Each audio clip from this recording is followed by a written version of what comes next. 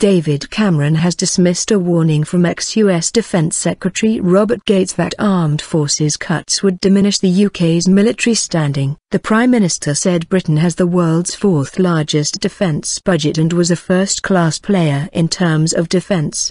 The UK plans to cut 30,000 armed forces personnel by 2020. Leaving 147,000. Mr. Gates said the erosion in Britain's capabilities had reduced its ability to be a full partner to the US.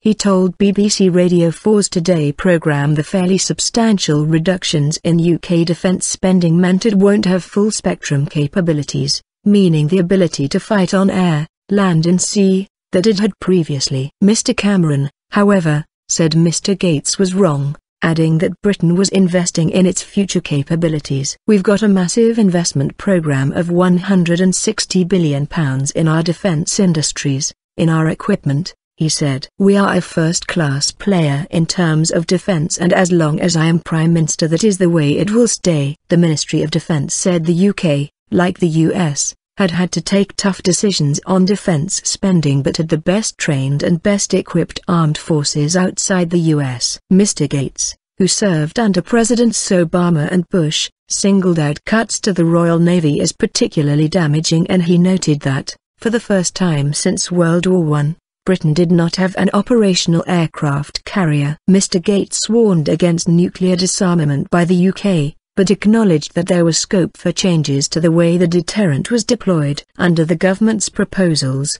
by 2020 the Army will lose 20,000 soldiers, the Royal Navy 6,000 personnel and the RAF 5,000, although there are also plans to increase the number of reservists in each service. Mr. Gates's comments echo the concerns of senior military figures in the UK.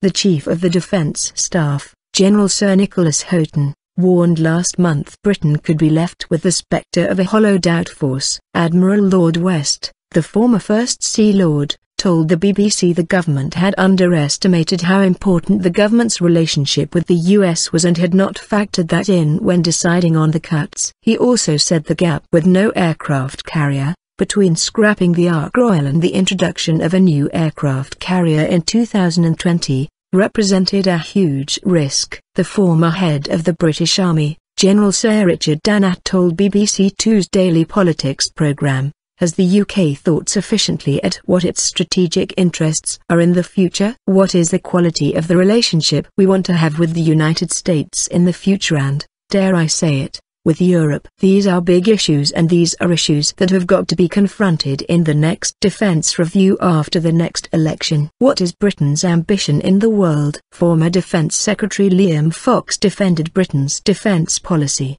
saying it was one of only 4 or 5 countries inside NATO to meet the target of spending 2% of GDP on defence. However, Labour's Shadow Defence Secretary Vernon Coker said the Prime Minister should be worried about the concerns of Britain's strongest ally. No one is disputing the financial constraints within which the UK military must operate, but the government must ensure that Britain's defence capability is maintained.